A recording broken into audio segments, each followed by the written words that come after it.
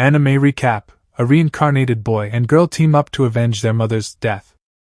Hoshino Ai is a 16-year-old idol with beautiful features, and the ace of an idol group called Bikamichi. Eyeing explosive popularity in the showbiz world within 4 years of her debut, she is the star that shines the brightest in the eyes of her fans. One of those fans is Goro, a gynecologist who adores Ai.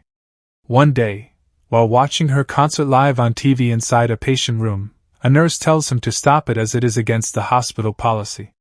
He dismisses the nurse's concerns but finds out that one of his patients is not feeling good.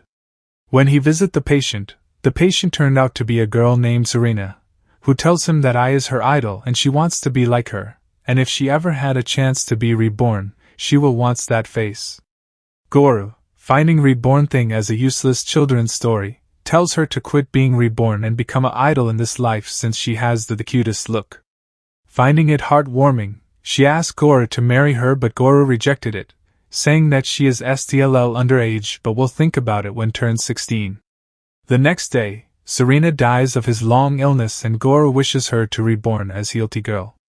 After some time, Goro finds out that his beloved idol Ai is taking a break due to health issues and feels remorseful about it.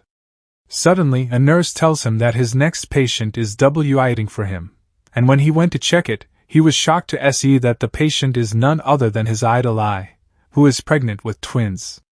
Despite being pregnant with someone else, Goro makes up his mind and decided to support her, promising her a healthy delivery.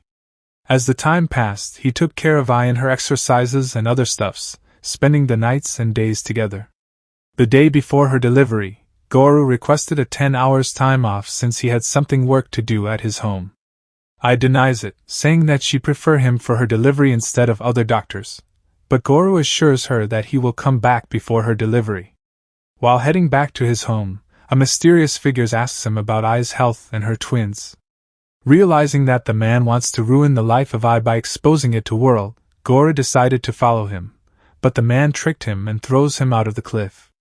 While at his last breath, Goro thinks about the meeting with Serena and her last words about being reborn as a celebrity, and the next thing he realizes that he is reborn and is now the son of his idol Ai. Goro woke up as a baby, one of Hoshino Ai's twin children that she named Aquamarine Hoshino. He still have all memories of his previous life as a doctor intact. He pondered over his circumstances, but decided to live his life as a newborn, cherishing the situation as he was doted on by his new mother, and also idol Ai. He also meets his sister Ruby Hoshino, who is a little bit stubborn as him. Meanwhile, Hoshino Ai returns to her life as an idol, and made arrangement with her company's president Ichigo Saito and his wife Miyako Saito. They made an agreement, stating that they will take care of the twins while she continued being an idol. Ichigo also reminded Ai to not let anyone knows about her children, or it'll be the end for her career and also his own. As she performs live on TV after 6 months of break, Aqua watches it on TV and thanks his murderer, stating that because of him, he was reborn as a child of his favorite idol. His sister Ruby also joins him and scolds him for not waking her up before the concert went live. After watching and cheering on Ai's comeback on television, it was revealed that his twin sister, Ruby Hoshino, is also someone who was reincarnated. During the night where they were both supposed to be asleep, he found this out when someone sent abusive messages to Ai's account, and Ruby waged a cyber war against Ai's online hater. Since Aqua was a guy in his previous life, he refused physical interaction with Ai including breastfeeding, but Ruby enjoys it, stating that this is a law of nature for a daughter to suck her mother's breasts. Some time later, Miyako Saito, who babysit them when I went to work, they heard her grumbling over taking care of them. She says that she married Ichigo Saito with promise that she'll be working with hot guys, but instead she became a babysitter to a single mother who refuses to disclose the father. She then contemplates selling out information about Ai's twins' children online, stating that this will make her famous and a lot rich. Hearing this, Ruby decides to kill Miyako, but Aqua denies her suggestion, saying she is bigger in size and they are just babies. Wondering what to do, they both then decide to work together to dupe her into keeping the secret, acting as a messenger from heaven and Amaterasu and revealing that they can talk. Shocked at this, Miyako thinks this as illusion, but the twins tells her that if she ever leaks their information online, she will be dealt with divine punishment and death, and if she keeps it a secret, she will be blessed with a hot guy. Terrified and happy at the same time, Miyako decides to keep it a secret. Later on in the night, Aqua reminisces about his life as Goru and a memory about Serena, saying that Ruby reminds him of Serena and she has the face to become a great actor, calling out Serena's name out loud. When Ruby overheard it, she thought that he was calling her, but Aqua brushes it off, saying that it was the name of some he knew in his previous life. It was then revealed that Serena was Ruby's name in her previous life. She is also the same Serena who proposed to Aqua in his previous life at the hospital. Months after Hoshino eyes come back to Bikamachi, they are still unpopular. I laments over having a small paycheck and how it won't be enough to afford the life with the twins. Ruby asked Aqua about how idols should have got a better pay each month, but he dispels the notion and describes how the actual reality works, how salaries are split between members of an idol group, costumes deducting from their total salaries, and how merch sales affect the idols' salaries as well. Miyako also deliberates more on the reality of idol group and how hard it is to compete against lone individual artists. And in the entertainment industry as a whole, a person needs something in order to stand out alone and resulting in getting more job offers.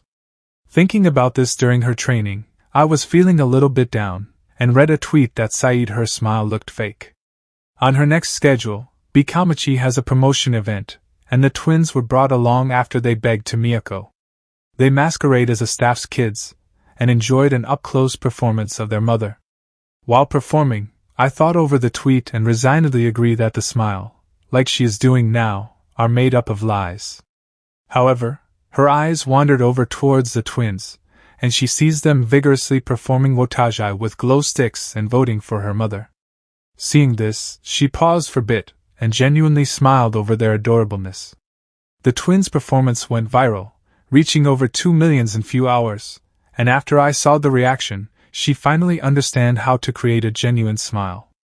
A year later, the twins have grown so much that they can walk and talk without being too suspicious.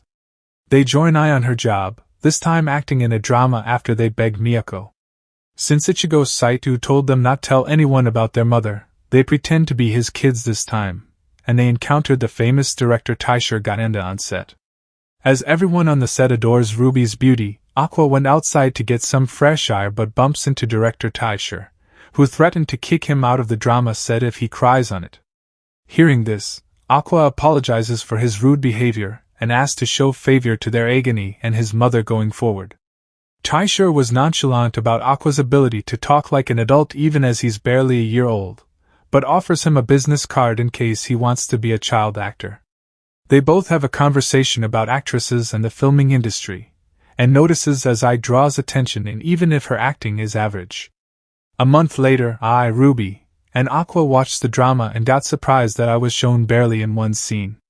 Aqua immediately calls the director, and he explained that the company producing the drama can't put the main actress with Ai, due to her being too cute for our screen and decided to cut it. Apologize for this.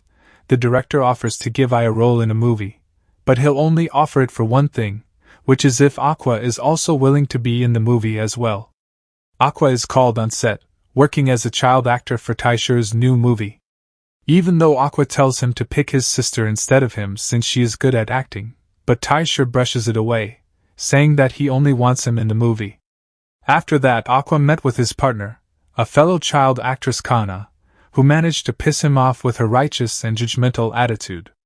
During the filming, Kana acted her part well, but Aqua wanted her sister to be in the movie and decided not to act, knowing that he's already creepy enough as he is. But to his surprise, he unwillingly did a great job in doing the scene and even got the praise of others. After the take, in fit of tears, Kana begged the director for a retake, because she recognizes that her acting in that scene was subpar compared to Aqua. Aqua and the director then talked about acting, and how communication skills are important in it, especially those who can naturally feel out the intention behind the script and what the director wants. 2 years has passed since the acting gig, and Ai's career rise as she got the spotlight in the movie. The twins now enter preschool, and one day the preschool decided to put together a festival. Ruby reminisces on her previous life and how she can't dance due to her disease. Seeing her daughter failing, I decided to join her, even taught a valuable lesson about confidence, causing her to believe in herself. She then overcame her fears and started dancing, while Aqua looked on, saying that she's not just good at acting but also dancing too. After that, I made a phone call to her ex, an assumed father of the twins, and asked him to come meet with the twins, even telling him about her new address. Ai's career was at peak as she was getting popularity, job offers, and even performing in the Tokyo Dome. She dwells on the past, remembering how she got scouted by Ichigo Saito and how straightforward he was about the idol life and the pretty lie. She decided to become an idol so that she can love something, lying through her teeth, hoping that her lie will become truth as she repeatedly say, "I love you," to her fans. She thought she'd love her kids when she became a mother, but she hasn't said so because she doesn't want to throw around the words, and so she lies. On the day of her 20th birthday, she woke up to the sound of her door being ringed, and opened it to a suspicious man holding a flower and a knife that stabs through her body. The man then said hurtful words about how betrayed he was as a fan when he found out she had kids, but I, filled with lot of blood, explained in her ragged breath how she wanted to love her fans. She even remembered the man's name, Rio, and how she still kept a trinket that he gave him. Hearing this, the man feels guilty of himself and runs away in anguish. After that, Aqua tried to help out his mother, calling ambulance and identifying the wound, but I knows there's not enough time for her. Ruby were on the other side of the door, and was not allowed to see what's truly happening. She told her last words to Aqua, asking him to apologize to the director for the scheduled movie she'll miss, to Ichigo Saito for the Dome concert she will miss. She tells him that she wanted Ruby to become an idol like her, and wanted to perform with her at the same stage. Not only this, she thinks how good of an actor Aqua is and wanted him to be a great actor. She also wanted to watch them both grow up, and how glad she was giving birth to the both of them. Before closing her eyes, she managed to say, "I love you," to her kids, remarking that it is definitely not a lie as this comes from the bottom of her heart. After that, the shining stars vanishes from her eyes and she dies to her injury. The internet reacted to Ai's death with sympathy, but there are still some who uses it to gain attention, either by reacting coldly or using it as some kind of criticism towards the government.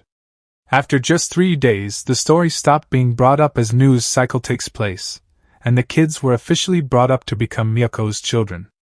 Later on, Aqua came to realize that his mother's information shouldn't have leaked easily, unless she herself leaked it to their potential father, who is possibly also a figure in the entertainment world. He then resolves himself to track him down, and kill him with his own hands. Aqua then meet up with Taisher, and asks the director to raise him up as his kid. After several years, the twins are now grown up and the curtain raises up for the next act of the story, as the twins are now entering high school for the first time, and Aqua's revenge saga begin.